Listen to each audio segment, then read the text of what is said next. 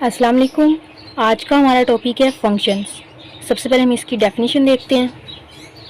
A function is an correspondence relating two sets, यानी कि function के लिए हमारे पास दो सेट्स यूज़ होंगे। सेट्स तो पहले पढ़ चुके हैं हम।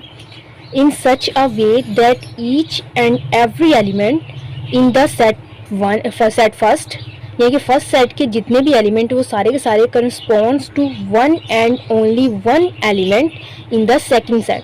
मतलब फर्स्ट सेट जो होगा उसके तमाम के तमाम एलिमेंट्स जो वो सेकंड सेट के साथ जो करस्पॉन्डिंग यानी कि उसकी हो रही हो मिल रहे हो, और सेकंड सेट के कम से कम एक एलिमेंट साथ वन एंड ओनली वन। इसे हम एक बनाते हैं डायग्राम, उससे देखते हैं। ये हमारे पास है सेट ए और ये हमारे पास है सेट बी। सेट ए में हमने ले लिया 1 2 3 और सेट बी में हमने ले लिया ए बी सी और डी। ये हमारे पास फंक्शन है। ए से बी की तरफ कोई एफ फंक्शन ले लिया हमने। ए जो हमारा है वो मिल रहा है A1 जो है उसे ए के साथ, 2 को बी के साथ, 3 को डी के साथ मिला दिया। अब देखिए ज़रा इसमें क्या बोला गया, उन्होंने क्या बोला है कि each and every element in the first set के तमाम एलिमेंट। तो यहाँ फर्स्ट सेट के तमाम एलिमेंट्स यूज़ हो गए। Correspond to one and only one element in the set B, यानी कि सेकंड सेट, यानी कि सेट बी के कम से कम एक एलिमेंट के साथ मैप होने चाहिए, ओनली वन। वन जो है ए के साथ मैप हो गया, 2 बी के साथ मैप हो गया, 3 सी के साथ मैप हो गया। फर्स्ट जो था, फर्स्ट कंडीशन इसकी थी कि पहले सेट के तमाम एलिमेंट जो है वो बिजी हो, मतलब से बी के साथ वो मैच हो रहे हो तमाम के तमाम एलिमेंट। और दूसरी ये थी कि पहले का जो एलिमेंट है वो दूसरे के साथ जब मैप हो तो हमें आंसर में एक ही एलिमेंट दे रहा हो, मतलब एक ही एलिमेंट के साथ मैप हो रहा हो। ये ना कि ये एक वन जो है ए से भी मैप हो रहा है और बी से मैप हो रहा है, मतलब एक इनपुट करने से हमें आउटपुट भी एक ही मिले, दो आउटपुट ना मिले। एक और एग्जाम्पल देती हूँ मैं। ये हमारे पास सेट ए आ गया, ये हमारे पास सेट बी आ गया। ये फंक्शन एफ है। 1 2 3 4 5 6। एक और बना लेते हैं यहाँ पे।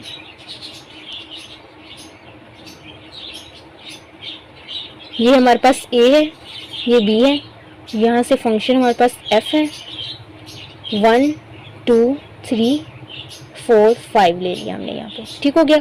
अब यहाँ पे देखिए ज़रा, 1 को हमने 4 से मैप कर दिया, 2 को हमने 5 से मैप कर दिया, ठीक हो गया। और ये हमने छोड़ दिया। यहाँ पे हमने 1 को 4 से मैप कर दिया, 1 को 5 से भी मैप कर दिया, 2 को 4 से मैप कर दिया, 3 को 6 से मैप कर दिया। अब देखें पहली कंडीशन क्या थी कि तमाम के तमाम एलिमेंट जो है फर्स्ट सेट के वो बिजी होनी चाहिए, मतलब मैप होनी चाहिए सेकंड के साथ। इसके तमाम के तमाम एलिमेंट मैप हो रहे हैं, पहली कंडीशन सेटिस्फाई करके। यहाँ पे पहले के तमाम एलिमेंट्स मैप हो रहे हैं, नहीं। 1 और 2 तो मैप हो रहा है लेकिन 3 नहीं हो रहा, तो मतलब ये जो हमारे पास है ये फंक्शन नहीं है। अब पहली कंडीशन इसने सेटिस्फाई करवा ली। अब दूसरी कंडीशन देखेंगे। दूसरी में क्या थी, 1 एंड ओनली 1, मतलब इमेज इसका 1 होना चाहिए, मतलब ये जो है उसके सिर्फ एक एलिमेंट के साथ मैप होना चाहिए। अब ये देखिए यहाँ पे 3 देखे, 3 सिर्फ एक ही एलिमेंट के साथ मैप हो रहा है और किसी के साथ मैप नहीं हो रहा। 2 जो है वो भी सिर्फ एक ही एलिमेंट के साथ मैप हो रहा है और किसी के साथ नहीं हो रहा। लेकिन यहाँ 1 देखे, 1 4 के साथ भी मैप हो रहा है और 1 5 के साथ भी मैप हो रहा है, मतलब 1 एंड ओनली 1 वाली कंडीशन जो थी वो यहाँ सेटिस्फाई नहीं हो रही, तो ये भी हमारे पास फंक्शन नहीं है। यहाँ पे सेटिस्फाई हो रही थी, ये वाले सारे बिजी भी थे और ये 1 एंड ओनली 1 की कंडीशन को भी सेटिस्फाई करवा रहा था, इसलिए ये हमारे पास फंक्शन था। अब आगे चलते हैं, हम डोमेन और रेंज देख लेते हैं। डोमेन और रेंज में देखें, यहाँ पे हमारे पास सेट ए में 1 2 3 ले लिया है, बी में हमने ए बी सी डी ले लिया है। यहाँ पे हमारे पास ए से बी की तरफ हमारे पास एक फंक्शन है। अब इसमें हमने देखना है डोमेन क्या होती है और रेंज क्या होती है। डोमेन हमारे पास आती है कि वो जो हम वैल्यू इन करते हैं, इनपुट देते हैं, मतलब पहले सेट अगर फंक्शन के लिए अकॉर्डिंग देखा जाए तो पहला सेट जो होता है, मतलब सेट ए जो हम इनपुट कर रहे हैं, जिस तरह ये 1 को हमने पुट किया हमारे पास ए आ गया, 2 को पुट किया हमारे पास बी आ गया, 3 को पुट किया हमारे पास सी आ गया। तो ये जो 1 2 3 है हमारे पास, यानी कि पहले वाला जो सेट है इनपुट्स हैं वो सारी हमारे पास क्या है, डोमेन। वो हमारे पास डोमेन में आ जाएगी। डोमेन के सेंड में 1 2 एंड 3 ये हमारे पास डोमेन आ गई। उसके बाद हम देखते हैं को डोमेन कि को डोमेन हमारे पास क्या होती हैं। को डोमेन हमारे पास वो तमाम वैल्यूज़ होती हैं जो हमारे हम एक्सेप्ट कर हम सोच यानी कि हमें लगता है कि ये इसका आंसर आ सकता है, मतलब ये इनपुट करने से हमारे पास ये आउटपुट आ सकती है। मतलब इस बी के दूसरे अगर सेट के लिहाज से देखें तो बी के जितने भी एलिमेंट्स सेकंड सेट के जितने भी एलिमेंट्स होते हैं वो सारे के सारे को डोमेन में आ जाते हैं। मतलब इसमें ए बी सी डी जितने भी हैं सारे के सारे हम इसमें लिखते हैं कि ये आ जाएंगे को डोमेन में। ए बी सी डी ये हमारे पास आ गई को डोमेन। अब उसके बाद हम देखते हैं रेंज। रेंज क्या आ रही है? रेंज जो हमारे पास आती है वो होती है वैल्यूज़ एग्जैक्ट हमारे पास जो आउटपुट आई होती है। को डोमेन में तो वो हो जाती है कि जो हमें लगता है कि ये आउटपुट आ सकती है वो आ जाती है, लेकिन जो रेंज होती है रेंज में हमारे पास एग्जैक्ट जो आउटपुट होती है वो लिखते हैं। जिस तरह हमने 1 पुट किया हमारे पास ए आ गया, 2 पुट किया वो बी आ गया, 3 पुट किया सी आ गया। तो हमारे पास आउटपुट कितनी आई हैं? 3 आई हैं। A B C D output नहीं आई, ये हमें पहले लगता था इसलिए हमने कोड डोमेन में वो लिख ली, लेकिन ये आंसर में हमारे पास आउटपुट नहीं आई, इसलिए हमारे पास जो आउटपुट आई है वो ए बी सी है। तो डोमेन रेंज जो हमारे पास है वो क्या आ जाएगी? ए बी और सी। ठीक हो गया। जो वैल्यूज़ हम इन करते हैं वो डोमेन में आ जाती है और जो आउटपुट एग्जैक्ट आउटपुट जो आती है वो रेंज में आ जाती है। और कोड डोमेन में क्या वो ये सारी की सारी आ जाएगी। ठीक हो गया। कोड डोमेन और रेंज हमारी सेम हो भी सकती है और नहीं भी हो सकती। मतलब अगर ये सारी की सारी किसी कहीं ना कहीं पे मैप हो रही होती, ये भी किसी ना किसी से मैप हो रहा होता तो हमारी ये जो होती, लेकिन अगर हम इसे मैप करते तो वो यानी कि रहता ही नहीं है, वो फंक्शन ही नहीं रहता। क्योंकि अगर फॉर एग्जांपल इस तरह होता, ये इस तरह मैप हो रहा होता तो ये हमारा रेंज में शामिल हो गया तो कोड डोमेन और रेंज सेम हो जाती। लेकिन ये हमारा 4 हमने यहाँ पे नहीं लिया था, ये मैप नहीं हो रहा था डी किसी से, तो इसलिए हमारे पास जो रेंज बन रही थी वो कोड डोमेन की इक्वल नहीं आ रही थी। ठीक है। फंक्शंस की टाइप से पहले हम ग्राफिकली रिप्रेजेंटेशन देख लेते हैं फंक्शन की, कि यानी कि अगर हमारे पास कोई फंक्शन कोई दे दिया या हम चेक करना चाह रहे हैं कि जो हमें दी गई है चीज़ वो फंक्शन है या नहीं, वो चेक करना है तो उसे ग्राफिकली कैसे चेक किया जा सकता है? हम यानी कि उसका ग्राफ ड्रॉ करेंगे, उसे देखेंगे। फॉर एग्जांपल वो हमारी उसका ग्राफ कुछ जो भी हमें दिया जाए उसका ग्राफ कुछ इस तरह ड्रॉ हो रहा है। ठीक हो गया। हमें चेक कैसे करना है? ये हमारे पास होता है एक्स एक्सिस और ये वाई एक्सिस होता है ना, वाई एक्सिस के पैरेलल हमने एक लाइन ड्रॉ करनी है। अगर वो उस कर्व को जो हमने ड्रॉ किया उस पे 2 पॉइंट्स पे एक से ज़्यादा पॉइंट मतलब 2 या 2 से ज़्यादा, उसे 2 पॉइंट 3 पॉइंट 4 पॉइंट कितने पॉइंट्स हो, लेकिन एक से ज़्यादा पॉइंट, अगर एक से ज़्यादा पॉइंट पे टच कर रही हो तो हम कहेंगे कि वो फंक्शन नहीं है। लेकिन अगर सिर्फ एक ही पॉइंट पे टच कर रही हो तो हम कहेंगे ये फंक्शन है। देखो इसे हमने कट किया तो एक से ज़्यादा पॉइंट पे टच कर गई, यहाँ पे भी इसने टच किया, यहाँ पे भी इसने टच किया, तो ये फंक्शन नहीं होगा। जिस तरह हम यहाँ पे देखें ये हमने बना ली, ये इस तरह ड्रॉ की। अब हम इसमें वो पैरेलल टू वाई एक्सिस कहीं भी कोई लाइन इस तरह ड्रॉ करते, कहीं भी करते, वो इस लाइन को सिर्फ एक ही पॉइंट पे टच करेगी, लाइन एक से ज़्यादा पॉइंट पे टच नहीं करेगी। तो मतलब ये जो लाइन थी ये हमारे पास फंक्शन है। ठीक हो गया। फंक्शन चेक करने का यही तरीका है कि हम उस पर वाई एक्सिस के पैरेलल लाइन ड्रॉ कर दें उसके ऊपर, ग्राफ के ऊपर। तो अगर वो एक से ज़्यादा पॉइंट पे टच करेगी तो हम कहेंगे कि वो फंक्शन नहीं है। अगर सिर्फ एक ही पॉइंट पे टच कर दे तो हम कह देंगे कि वो फंक्शन है। अब हम इसकी टाइप्स देखते हैं। फर्स्ट टाइप देखते हैं फंक्शन की, ये है 1-1 फंक्शन, या इसे इंजेक्टिव भी हम कहते हैं। इसमें फंक्शन f फ्रॉम a to b is set to B 1-1। कोई भी फंक्शन जो हमारे पास है, for example a to b एक फंक्शन है, वो 1-1 कहलाएगा कब? If and only if different elements of set A के जो डिफरेंट एलिमेंट्स है have different image in set B, वो सेट बी में उनका इमेज भी डिफरेंट हो। मतलब वो सेम इमेज ना देते हो, जैसे 2 एलिमेंट्स है तो ये ना कि हम 1 भी पुट करें तो हमें आंसर में सेम वही मिल रहा है और 2 भी पुट करने से वही आंसर मिल रहा है। हम इधर बना लेते हैं मैपिंग। यहाँ हमारे पास सेट ए आ गया, ये हमने ले लिया सेट बी। ठीक हो गया। ये हमारा फंक्शन एफ आ गया, हमने इसमें ले लिया 1 2 3, यहाँ हमने ले लिया ए बी सी। 1 पुट किया हमें 1 मिला, 2 पुट किया हमें b मिला, 3 पुट किया हमें c मिला, तो ये 1-1 हो गया फंक्शन। अब हम देखते हैं जिसमें 1-1 ना हो। 1 2 3 ले लिया, यहाँ a b ले लिया, ये हमारे पास फंक्शन, ये a सेट, ये b ले लिया। अब देखिए हमने 1 पुट किया हमें a मिला, हमने 2 पुट किया हमें b मिला, हमने 3 पुट किया हमें a मिला। अब देखें 1 पुट करने से हमें ए मिल रहा है, 3 पुट करने से भी हमें ए मिल रहा है, लेकिन उन्होंने बोला था different element of set A have different image, her set A के जितने भी एलिमेंट्स हैं उनका इमेज भी डिफरेंट हो। लेकिन यहाँ पे तो ए 1 और 3 सेम इमेज दे रहे हैं, तो ये हमारे पास 1 1 नहीं होगा।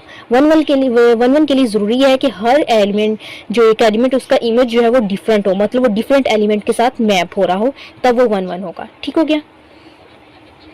अब हम नेक्स्ट टाइप करते हैं इसकी। अब नेक्स्ट टाइप जो है हमारे पास आ गई है यहाँ पे मैनी वन फंक्शन की। मैनी वन फंक्शन में क्या होगा, a function A to B, a function f हमने ए टू बी ले लिया, is set to B many one, वो मैनी वन फंक्शन कहलाएगा इफ 2 और more elements have same image in B. अगर 2 या 2 से ज़्यादा एलिमेंट्स हो और उनका इमेज जो है वो सेम हो बी में, तो हम कहेंगे वो मैनी वन फंक्शन है। जो यानी कि पीछे हमने कंडीशन 1 1 में की थी, हमने बोला था ये 1 1 नहीं है, तो वो मैनी वन फंक्शन बन जाए। कैसे, यहाँ पे ये देखें, यहाँ हमारे पास ए, ये बी आ गया। ठीक हो गया, ए बी, ए के एलिमेंट्स हमने ले लिया 1 2 3, बी के हमने ले लिया 4 5 6, ये यहाँ हमारा फंक्शन एफ है। 1 का आंसर 4 आ गया, 1 पुट करने से 4 आ रहा है, 2 पुट करने से 4 आ रहा है फॉर एग्जाम्पल, और 3 पुट करने से हमारे पास 5 आ रहा है। फंक्शन तो ये है हमारे पास, क्योंकि पहले फर्स्ट के तमाम एलिमेंट्स जो वो बिजी हैं। अब यहाँ तक इसमें जो कंडीशन दी गई है, 2 और मोर एलिमेंट्स, 2 भी हो सकते हैं, 2 से ज़्यादा भी हो सकते हैं, have same image in B. अब यहाँ देखिए 1 का भी इमेज 4 है और 2 का इमेज भी 4 है, तो 2 एलिमेंट्स जो है उनका इमेज 4 आ गया, सेम इमेज आ गया। 2 या 2 से ज़्यादा, अगर 3 का भी इमेज 4 तो तभी ये सेटिस्फाई करना था, मतलब एक नहीं, एक से ज़्यादा, 2 और 2 मोर देन 2, यानी कि 2 या 2 से ज़्यादा जो एलिमेंट है ए के, उनका इमेज बी में सेम होना चाहिए। यहाँ हम इस तरह भी ले लेते हैं 1 2 3 4 5 6, ये ए और बी, ये हमारे पास एफ आ गया। 1 से भी 4 आ रहा है, 2 से भी 4 आ रहा है, 3 से भी 4 आ रहा है। 1 2 3 पहले के तीनों जो एलिमेंट्स है तीनों का इमेज सेम आ रहा है, तो इसे भी हम कह सकते हैं कि ये मैनी वन फंक्शन है। ठीक हो गया। अब नेक्स्ट टाइप देखते हैं ऑन टू फंक्शन, इसे सर्जेक्टिव भी कहते हैं। अब function f A to B is set to B onto, कोई भी फंक्शन ए से बी की तरफ जो है वो ऑन टू कहलाएगा if each element of B, B के तमाम element is the image of any element of set A, यानी कि बी के जितने भी एलिमेंट्स हैं वो ए के किसी ना किसी एलिमेंट का इमेज तो होने चाहिए। एग्जाम्पल से देख लेते हैं, ये हमारे पास ए आ गया, ये हमारे पास बी आ गया, यहाँ हमारे पास फंक्शन एफ आ गया, 1 2 3 ले लिया हमने, यहाँ पे 4 5 6 ले लिया, इसके तमाम एलिमेंट ये इसके किसी ना किसी एलिमेंट का इमेज होने चाहिए। यहाँ आ गया, ये यहाँ हमने कर लिया, तो ये ऑन टू बन गया। देखिए इसके तमाम एलिमेंट्स हैं वो यहाँ से किसी ना किसी के साथ तो मैप हो रहे हैं ना, मतलब किसी का तो आंसर वो आ रहे हैं। देखिए 4 जो 1 का इमेज है, 5 2 का इमेज और 6 3 का इमेज है, इसके ये वाले तमाम एलिमेंट्स किसी ना किसी का इमेज होने चाहिए। ठीक है, यहाँ आप देखते हैं एक और एग्जाम्पल लेते हैं 1 2 3, यहाँ हम ले लेते हैं 4 5, ये एफ हमारे पास आ गया, ये बी और ये ए। अब देखो यहाँ और यहाँ इसके तमाम एलिमेंट्स जो हैं बी के वो किसी ना किसी का इमेज है ना। 4 जो है वो 1 का भी इमेज है, 2 का भी इमेज है, और 5 3 का इमेज है। चूँकि इसके तमाम एलिमेंट जो है वो किसी ना किसी का इमेज है, वो किसी 2 एलिमेंट का इमेज हो, 3 का हो या 1 का इमेज हो, ये ज़रूरी नहीं है। कंडीशन सिर्फ बी पे है कि बी के जितने भी एलिमेंट्स हैं वो ए के तमाम किसी ना किसी एलिमेंट का इमेज होने चाहिए, तो किसी ना किसी एलिमेंट का इमेज है, तो ये भी हमारे पास ऑन टू आ गया, ये भी ऑन टू आ गया। अब बाकी नेक्स्ट करते हैं इनटू। अब इनटू में देखें एफ ए टू बी, हमारे पास एक फंक्शन है f A to B into is into if at least 1 element of set B, यानी कि हम एफ जो हमारे पास है फंक्शन कहलाएगा, इनटू फंक्शन कहलाएगा अगर कम से कम सेट बी का एक element is not the image of any element of A. पहले हमने जो पढ़ा था ऑन टू, उसमें कहा था उन्होंने कि बी के जितने भी एलिमेंट है वो तमाम के तमाम ए के किसी ना किसी एलिमेंट के इमेज होने चाहिए, लेकिन यहाँ पे वो इनटू में क्या देते हैं, उसका उस इनटू में थोड़ा डिफरेंट कर देते हैं। वो कहते हैं कि बी के जितने भी एलिमेंट हैं वो ए के एलिमेंट का इमेज तो होने चाहिए, लेकिन उसमें कम से कम बी में एक एलिमेंट जो है ऐसा होना चाहिए जो बी का में कम से कम एक एलिमेंट तो ऐसा होना चाहिए जो ए का इमेज ना हो। कैसे एग्जाम्पल से देखते हैं हम, यहाँ हमारे पास ए है, ये हमारे पास बी है, यहाँ हमारे पास फंक्शन एफ ले लिया, ए में हमने 1 2 3 ले लिया। ठीक हो गया।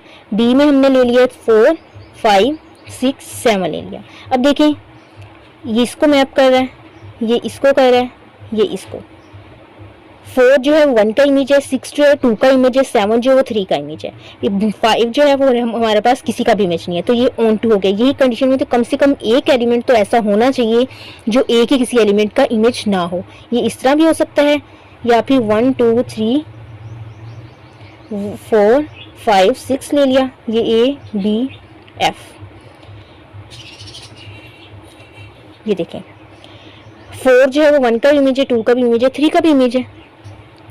5 और 6 यहाँ पे किसी का भी इमेज नहीं है, तो ये भी हमारे पास ऑन टू होगा। उन्होंने बोला था यहाँ पे एट लीस्ट 1, कम से कम एक से ज्यादा भी हो सकते हैं, लेकिन कम से कम एक तो ऐसा होना चाहिए जो एक ही किसी भी एलिमेंट का इमेज ना हो। यहाँ पे हमारे पास 5 है जो किसी का भी एक ही किसी भी एलिमेंट का इमेज नहीं है। यहाँ पे हमारे पास 5 और 6 दो एलिमेंट आ गए हैं बी के, जो ए के किसी भी एलिमेंट का इमेज नहीं है, तो ये भी हमारे पास ऑन टू है, ये भी हमारे पास ऑन टू है।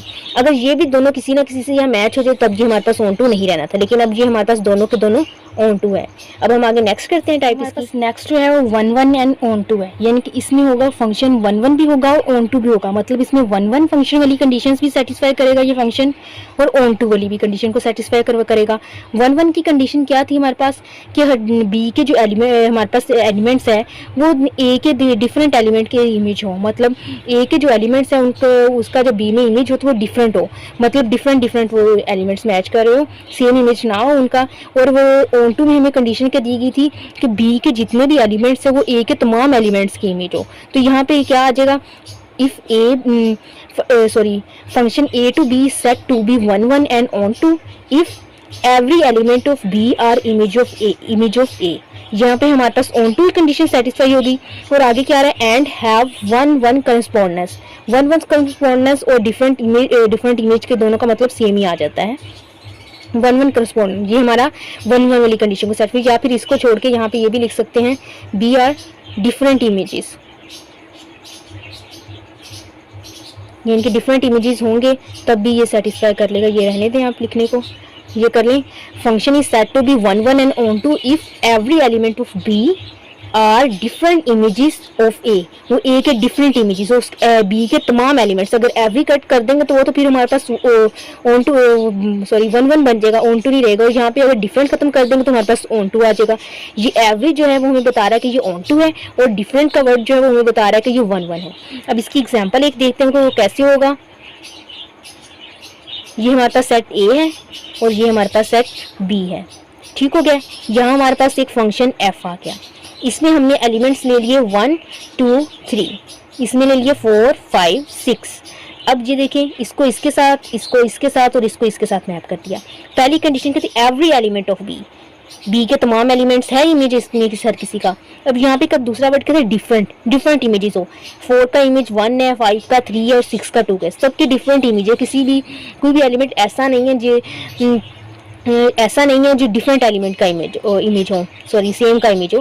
अब देखिए 4 है, अब ऐसा तो नहीं हो रहा कि 4 1 का भी इमेज है और 2 का भी इमेज है, ऐसा नहीं हो रहा। 4 सिर्फ 1 का इमेज है और 5 सिर्फ 3 का इमेज है और 6 सिर्फ 2 का इमेज है। आगे हमारे पास 1 1 एंड इनटू है, इसमें तो हमारे पास क्या डेफिनेशन है इसकी, f A to B is set to B 1 1।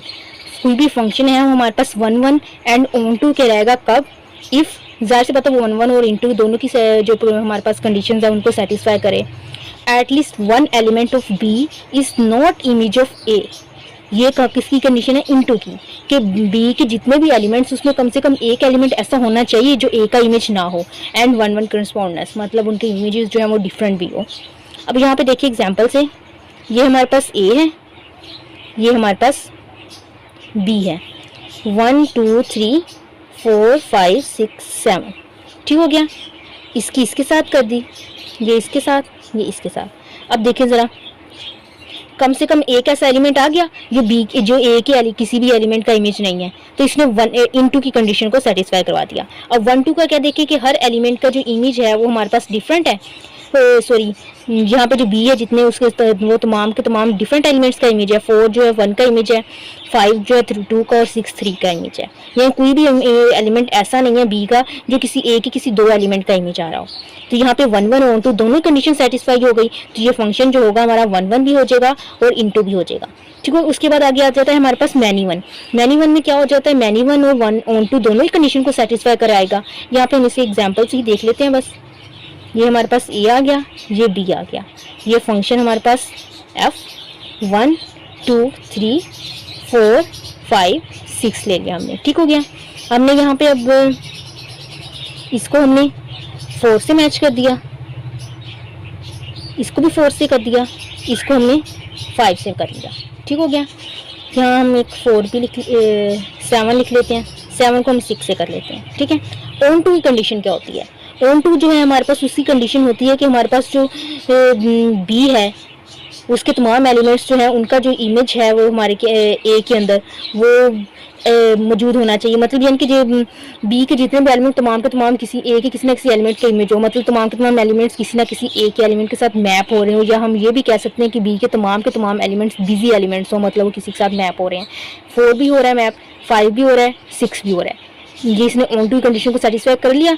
अब मैनी वन में क्या होता है कि हमारे पास कोई एक या एक से ज़्यादा भी एलिमेंट बी के हो सकते हैं जो एक से ज़्यादा एलिमेंट के इमेज हो रहे हो। यानी कि जैसे यहाँ पे देखिए 4 है, 4 जो 1 का भी इमेज है, 2 का भी इमेज है, एक से ज़्यादा एलिमेंट का इमेज हो गया। यानी कम से कम बी में एक ऐसा एलिमेंट होना चाहिए जो एक से ज़्यादा एलिमेंट्स का इमेज हो रहा हो। ये 4 एक हमें ऐसा एलिमेंट मिल गया है जो 1 का भी इमेज है और 2 का भी इमेज है। इसने मैनी वन की कंडीशन को सेटिस्फाई करवा दिया, और जो ऑन टू की कंडीशन है उसे किसी चीज़ ने सेटिस्फाई करवा दिया कि इसके तमाम के तमाम एलिमेंट्स जो हैं वो ए के किसी ना किसी एलिमेंट के साथ मैप हुए हैं। ठीक है। उसके बाद आगे नेक्स्ट डेफिनेशन जो है हमारे पास वो आगे नेक्स्ट हमारे पास आ रहा है मैनी वन एंड इनटू। इसमें मैनी वन की कंडीशन भी सेटिस्फाई करवानी है और इनटू की कंडीशन भी सेटिस्फाई करवानी है। मैनी वन की कंडीशन हमारे पास क्या आ जाती है? मैनी वन की कंडीशन में ये आ जाता है कि हमारे पास ए का कम से कम एक से ज़्यादा एलिमेंट ऐसे होने चाहिए जो बी के किसी एक ही एलिमेंट को मैप कर रहे हो। जिस तरह 1 2 3 4 ले लिया, यहाँ पे हमने 5 6 7 8 ले लिया। ठीक हो गया। अब यहाँ पे देखिए 1 जो है 5 के साथ मैप हो रहा है, 2 जो है 6 के साथ मैप हो रहा है, 3 भी हमने 6 के साथ कर दिया, 4 जो है 7 के साथ मैप कर दिया। अब देखिए इनटू की कंडीशन क्या होती है कि बी का कम से कम एक ऐसा एलिमेंट होना चाहिए जो ए के किसी एलिमेंट के साथ मैप ना हो। इस 8 ने इस कंडीशन को सेटिस्फाई कर दिया, क्योंकि 8 जो है ए के किसी भी एलिमेंट के साथ मैप नहीं हो रहा। अब आगे मैनी वन देखते हैं। मैनी वन की कंडीशन क्या होती है कि बी का कम से कम एक ऐसा एलिमेंट तो होना चाहिए वो जो ए के 2 या 2 से ज़्यादा एलिमेंट का इमेज हो।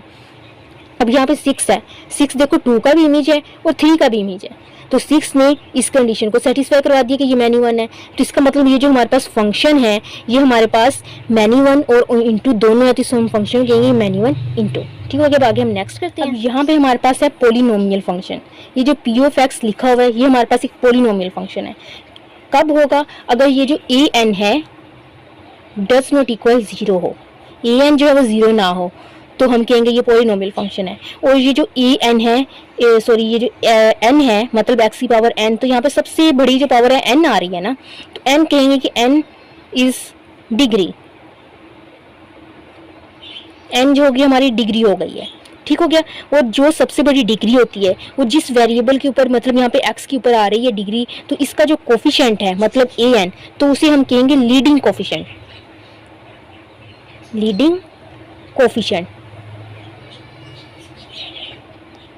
इसकी एक एग्जांपल देखते हैं। जिस तरह हमारे पास है 2x³ + 3xy + y, ये हमने देख लिया y स्क्वायर, y लिख लेते हैं, ये हमारे पास है। अब देखिए सबसे बड़ी पावर कौन सी है? यहाँ पे देखिए हमारे पास आ रही है पावर 1। यहाँ ये दोनों मल्टीप्लाई हो रहे, तो इनकी 1 पावर ऐड होकर 2 हो जाएगी। यहाँ पावर कितनी आ रही है? 3। सबसे बड़ी पावर यहाँ पे आ गई 3, तो 3 जो हमारे पास यहाँ पे आ गया है, 3 हमारे पास है डिग्री। ठीक हो गया। और इसके साथ जो हमारे पास कोफिशिएंट दिया गया है 2, ये लीडिंग कोफिशिएंट आ गया।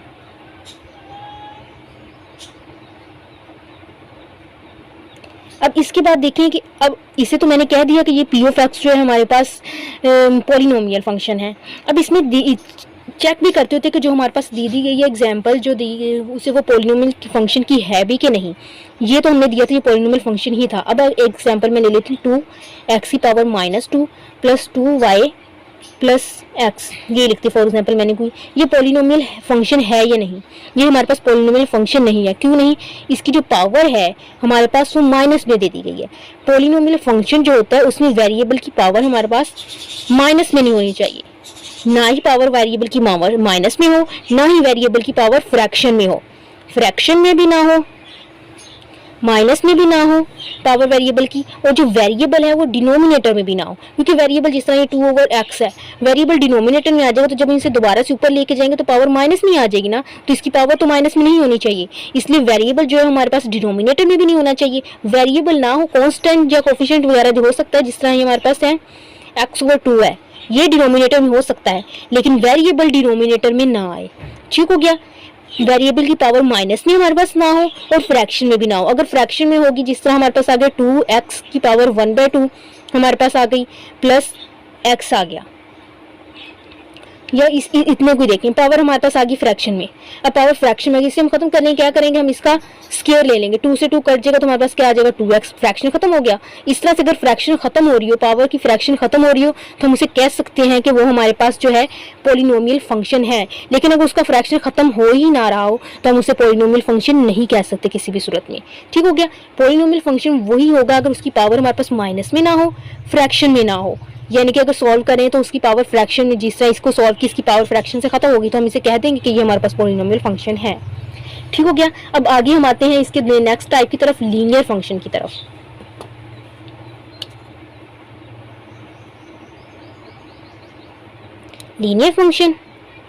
लीनियर फंक्शन में हमारे पास क्या होगा, लीनियर जैसे नाम से पता चल रहा है, ऐसा फंक्शन जिसकी डिग्री जो है हमारे पास 1 हो, जिस तरह पॉलिनोमियल ले लें, जिस तरह होता है लीनियर मतलब 1 को जाहिर करवाता है, पॉलिनोमियल हमने ले लिया जिस तरह 2x + 1, पॉलिनोमियल भी है ना ये, इसकी डिग्री क्या है 1, तो हमारे पास ये लीनियर फंक्शन हो गया। 2y + 3 ये भी हमारे पास लीनियर फंक्शन हो गया, क्योंकि इसकी भी डिग्री जो है हमारे पास 1 है। उसके बाद आगे हम देखते हैं कि हमारे पास नेक्स्ट है आइडेंटिटी फंक्शन। आइडेंटिटी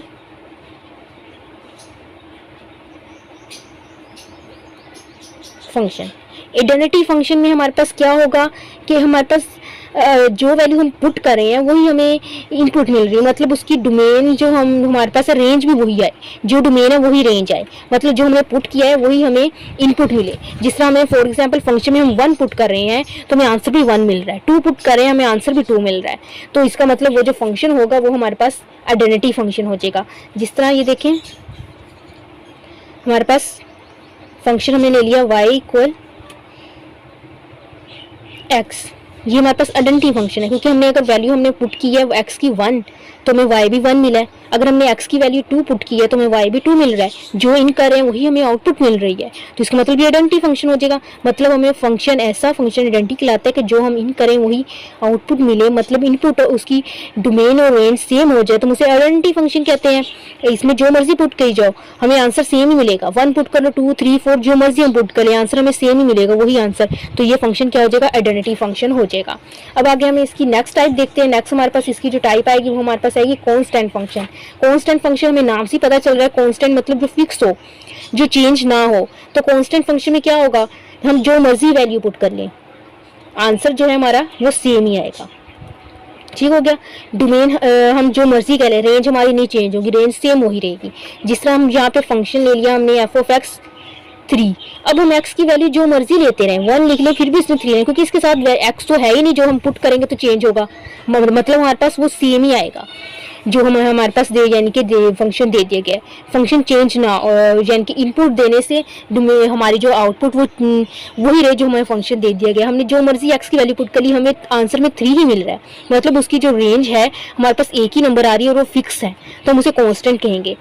और इसे जिस तरह ये देख लें, ये हो f(x), जहाँ पे हमारे पास आ जाएगा f × a to b कर लेंगे, यहाँ पे जो b होगा यहाँ पे फिक्स होगा, जो रेंज होगी हमारी आएगी वो जिस तरह यहाँ पे अब 3 है तो रेंज हमारी 3 ही होगी, इसके अलावा वो कोई भी नहीं होगी, चाहे हम जो मर्जी पुट करते रहें। इसको जिस ग्राफिकली अगर हम देखें तो वो इस तरह आ जाएगा, ये हमारे पास a है, ये हमारे पास b है, ये f फंक्शन है 1 2 3 4, यहाँ हमारे पास आ रहा है 3, अब उन्हें 1 पुट किया तब भी 3 आ रहा है, 2 पुट किया तब भी 3 आ रहा है, 3 पुट किया तब भी 3 आ रहा है, 4 पुट किया तब भी 4 आ रहा है, जिस तरह हम यहाँ में इस पुट कर रहे हैं।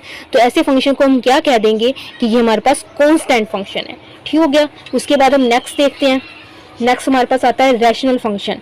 रैशनल भी जिस तरह रैशनल नंबर्स होते हैं उसी तरह नाम से पता चल रहा है रैशनल फंक्शन। रैशनल नंबर्स में हमारे पास रैशनल नंबर्स यूज़ हो जाते हैं, सॉरी नंबर्स यूज़ होते हैं बनाने के लिए रैशनल को। यहाँ पे पॉलिनोमियल्स यूज़ होंगे। रैशनल फंक्शन, रैशनल नंबर जो होते हैं हमारे पास वो क्या होता है, p बाय क्यू की फॉर्म में लिखा जाता है, और p और q दोनों हमारे पास इंटीजर्स होते हैं, और q जो होता है वो हमारे पास डज नॉट इक्वल 0 होता है। यहाँ पे हमारे पास पॉलिनोमियल्स आ जाएंगे, p ऑफ x और q ऑफ x, दो पॉलिनोमियल आ जाएंगे। यानी कि यहाँ पे p ऑफ x और q ऑफ x दोनों क्या हो, पॉलिनोमियल हो हमारे पास, दोनों का पॉलिनोमियल, पूरे का पॉलिनोमियल, उसका अलग से पॉलिनोमियल, इसका अलग से पॉलिनोमियल होना जरूरी है। और जो q ऑफ x है हमारे पास, मतलब डिनोमिनेटर वाला पॉलिनोमियल, वो हमारे पास 0 के इक्वल नहीं होना चाहिए। मतलब डिनोमिनेटर वाले में जो पॉलिनोमियल है वहाँ पे हमें 0 नहीं आना चाहिए, ये 0 पॉलिनोमियल नहीं होना चाहिए, ये भी हम उसे कह सकते हैं। तो हम ऐसे फंक्शन को कहेंगे कि ये हमारे पास कौन सा फंक्शन है, रैशनल फंक्शन है। ठीक हो गया। जिस तरह 2x + 3 4x + 1, ये भी एक पॉलिनोमियल है, ये भी एक पॉलिनोमियल है, और ये वाला पॉलिनोमियल 0 के इक्वल नहीं है, तो हम इसे रैशनल फंक्शन कह सकते हैं। ठीक हो गया। अब आगे हम आते हैं ट्रिग्नोमेट्रिक फंक्शन।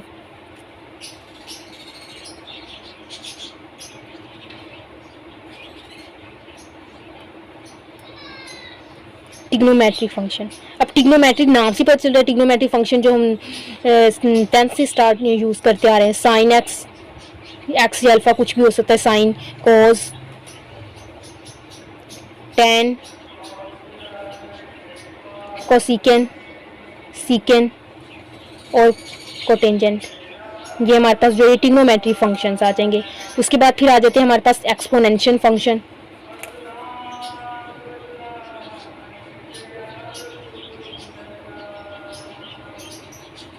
एक्सपोनेंशियल फंक्शन, इसमें क्या आ जाता है एक्सपोनेंशियल फंक्शन में कि जो हमारा वेरिएबल होता है वो पावर में आ जाता है।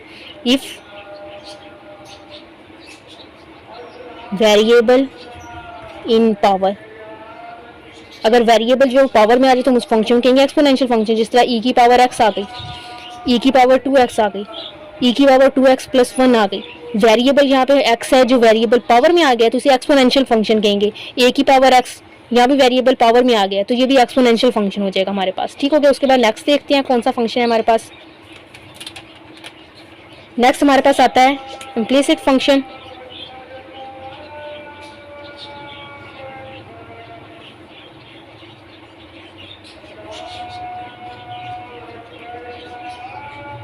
इम्प्लिसिट फंक्शन में होता है कि हमारे पास जो x और y, मतलब फॉर एग्जांपल वेरिएबल दो यूज़ हो रहे हैं फंक्शन में, x और y, तो उन दोनों की जो x और y वो फंक्शन में हमारे पास हमें लैदा से वो नज़र आ रहे हैं। मतलब x को y को लैदा हम कर सके आसानी से, अगर लैदा नहीं है तो उसे हम आसानी से लैदा कर सकें, तो वो इम्प्लिसिट फंक्शन में आ जाएंगे।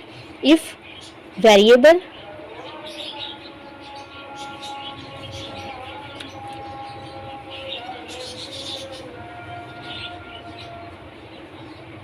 easily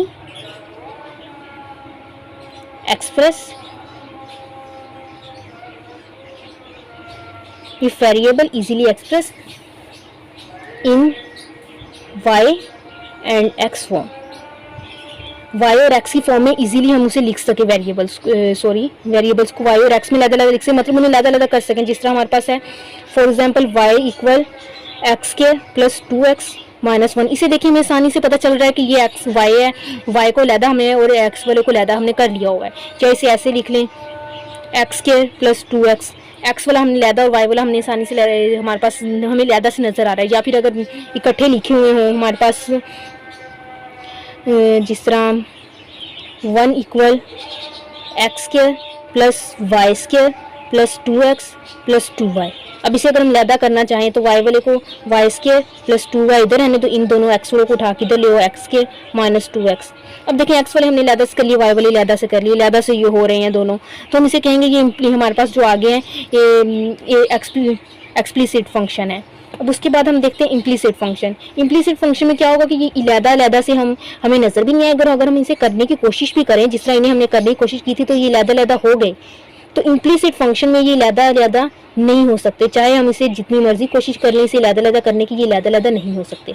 ये मिक्स होते हैं, इसमें एक्स और वाई मिक्स होगा, इसमें भी मिक्स किया हुआ था लेकिन हमने उसे अलग कर लिया, लेकिन इसमें वो अलग नहीं हो सकेंगे। जिस तरह ये देखें एक्स के plus x y plus y square equal 0 ले लो। अब इसे हम वाई को अलग करना चाहेंगे, वाई वाले इसे उधर ले जाओ, x square plus x y उधर लेके माइनस वाई स्केयर। अब इसके साथ भी वाई है, अब इसे कैसे अलग करेंगे, हम इसमें से एक्स कॉमन लेते हैं, एक्स कॉमन ले लिया, आगे एक्स स्केयर प्लस वाई। अब क्या करें हम, अब बीच बीच कोमल लेने के बाद जो अंदर बच रहा है तो यहाँ पे हमारे पास एक्स और वाई दोनों आ रहे हैं, किसी को उधर नहीं। हाँ अगर यहाँ पे हमारे पास वाई बाहर आ रहा है तो हम वाई को उधर ले देते और अंदर सिर्फ हमारे पास एक्स वाला होता तो हम रहने देते, लेकिन यहाँ पे हम जितनी मर्जी कोशिश कर लें हमारे पास एक्स और वाई वाले अलग अलग नहीं हो रहे, वो इकट्ठे ही हैं, तो हम इसे कहेंगे ये हमारे पास इम्प्लीसिट फंक्शन है। ठीक हो गया। अब आगे हम देखते हैं नेक्स्ट फंक्शन को, इवन फंक्शन। इवन फंक्शन कैसे, किसी भी फंक्शन को चेक करने का तरीका जो वो है कि वो इवन है या ऑड, वो कैसे करते हैं इवन फंक्शन। इवन फंक्शन कैसे होगा हमारे पास, अगर हमारे पास एफ ऑफ एक्स जो है उसके अंदर अगर माइनस है, मतलब एक्स की जगह माइनस, फॉर एग्जांपल पहले हमारे पास एफ ऑफ एक्स है, अगर हम एफ ऑफ माइनस एक्स करें और आंसर में हमें मिले एफ ऑफ एक्स ही, तो हम कहेंगे वो इवन फंक्शन है।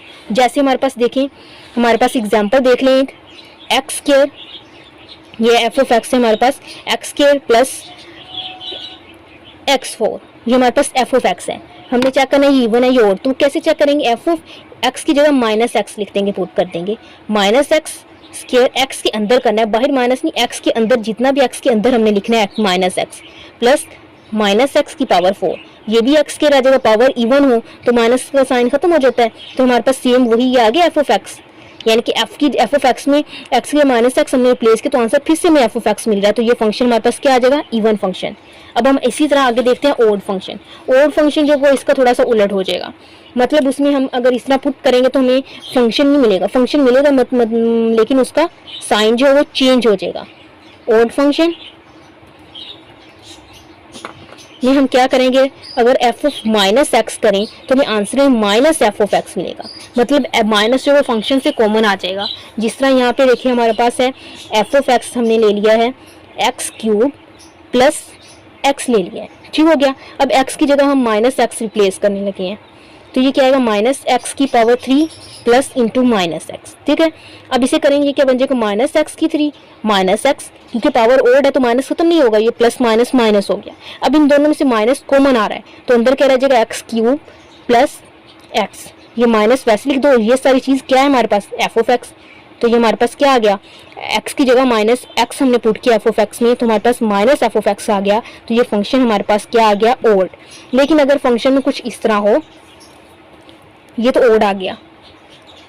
अब देखते हैं नेवर ओड नॉट इवन, वो देखें कैसे, अगर हमारे पास फंक्शन दे दी गया f of x x cube minus x square plus x plus 1, इस तरह ये हमारे पास एक फंक्शन दे दिया गया है। अब हम इसमें पुट करते हैं एफ ऑफ माइनस एक्स, ठीक हो गया, माइनस एक्स की पावर 3, यहाँ पे हमने लिखा माइनस एक्स की power 2 plus into minus x plus 1, ये हो जाएगा माइनस एक्स की पावर 3, ये इवन की वजह से माइनस खत्म हो जाएगा, minus x square plus minus minus x plus 1।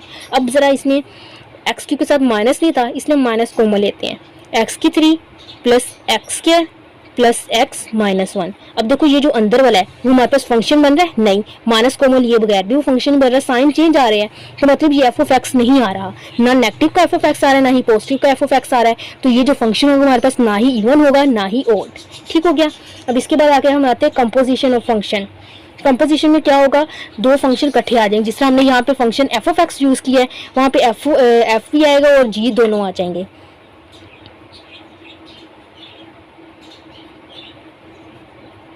Composition of function, इसको हम देखते हैं इसकी डेफिनेशन को।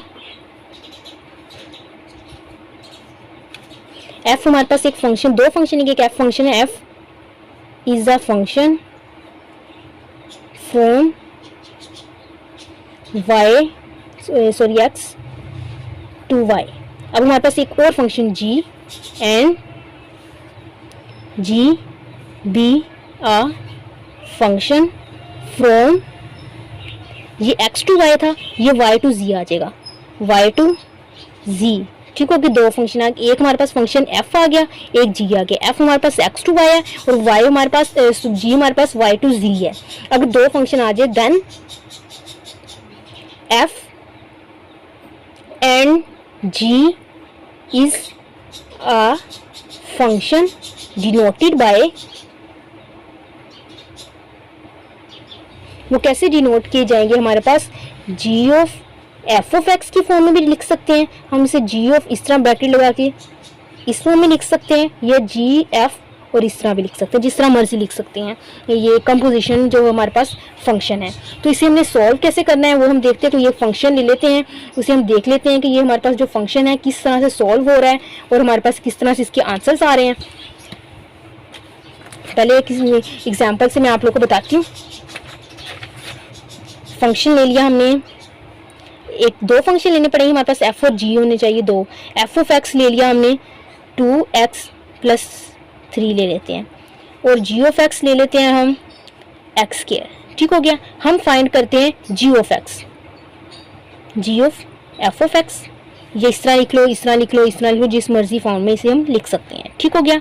इसके लिए हम मैपिंग बनाते हैं। पहले ये एक्स वाई जी आ गया। ठीक हो गया। ये एफ से ये हमारे पास x y g, x to y जो हमारे पास था वो एफ था, ये हमारे पास एफ आ गया, और वाई से जी हमारे पास जी आ गया। ठीक हो गया। अब यहाँ पे हम लिख देते हैं एक्स, हमारे पास सिंपल एक्स है। ठीक हो गया। यहाँ पे हमारे पास हम लिख देते हैं एफ ऑफ एक्स वाला, यानी कि एक्स पुट करने से हमारे पास एफ ऑफ एक्स आएगा 2x प्लस 3 आ गया। ठीक हो गया। अब यहाँ पे देखिए g of x, g of x हमने लिख देना यहाँ पे एक्स क्या है। ठीक हो गया। ये हमने ऐसे क्यों लिखी, ये भी इसको दूसरी तरह से सॉल्व करूँगी तो आप लोग को पता चल जाएगा। अब इसे इस तरफ हम सॉल्व करते हैं। G of f of x, इसे ऐसे लिख सकते हैं g of f of x.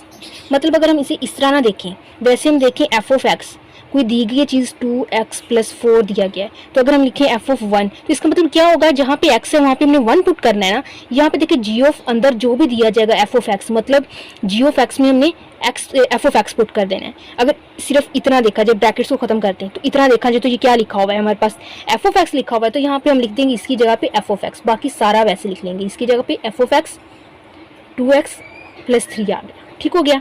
अब हमारे पास ये जो चीज़ इतनी लिखी है जी इंटू ये है ना, जिस तरह एफ ऑफ इंटू 1 होता है तो हम पूरे की जगह एफ वाले की जगह 1 पुट कर देते हैं।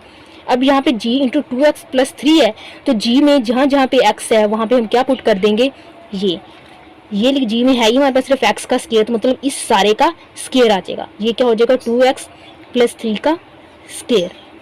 यहाँ पे भी जब हम ये पहले x पुट किया हमारे पास ये आ गया, मतलब यहाँ पे ये x ही था ना, तो x पुट किया तो इसलिए हमने x लिखा। उसके बाद x पुट करने से हमारे पास ये चीज़ आ रही है ना 2x प्लस 3, ये लिख ली हमने। अब ये जब हमने पुट की तो हमारे पास ये आ गया 2x प्लस 3 का होल स्क्वायर आ गया। ठीक हो गया। अब इसमें हम कोई कांस्टेंट कोई नंबर पुट करवा के देखते हैं कि अगर हम 1 पुट करें तो 2 1 जा क्या हो जाएगा, 2 1 जा 2 और 3 5 आ जाएगा हमारे पास, यानी कि हमने x पुट किया ये आया, ये पुट करने से ये आया। अब हमने 1 पुट किया हमारे पास 5 आ गया। अब 5 पुट करेंगे तो हमारे पास क्या आएगा, मतलब इसमें हम 5 पुट करते हैं, 5 प्लस 3 2 5 2 ज़ा 10 और 3 13, 13 का स्क्वायर हमारे पास क्या आ जाएगा 169। ठीक हो गया। ये हमारे पास आ गया। इसे हम कहते हैं कंपोजिशन ऑफ फंक्शन। हम इसे और भी करके देखते हैं, और भी फंक्शंस ले लेते हैं। फॉर एग्जांपल फंक्शन हमने ले लिया है, यहाँ पे हम लेते हैं F of x equal x square plus 2x plus 1 ले लिया। जी ऑफ एक्स हमने ले लिया x प्लस 1 स्क्वायर रूट, ये हमने ले लिया। ठीक हो गया। अगर हम पहले फाइंड करें f of g of x, ठीक हो गया, तो क्या करना, पहले तो हम ये वैसे लिख दिया, यहाँ पे जी ऑफ एक्स लिखा है, बस जी ऑफ एक्स हमने यहाँ पे लिख दिया, x प्लस 1 स्क्वायर रूट लिख दिया। ठीक हो गया। अब एफ ऑफ एक्स, एफ मतलब एफ ऑफ एक्स को भी यूज़ करना है, उसमें जहाँ जहाँ पे x है वहाँ पे हमने क्या कर देना है, x, ये सेम वही लिखा हुआ, बस x की जगह क्या लिख दिया गया यहाँ पे x प्लस 1 का स्क्वायर रूट। तो यहाँ पे जहाँ पे x है वहाँ पे x प्लस 1 का स्क्वायर रूट लिखेंगे।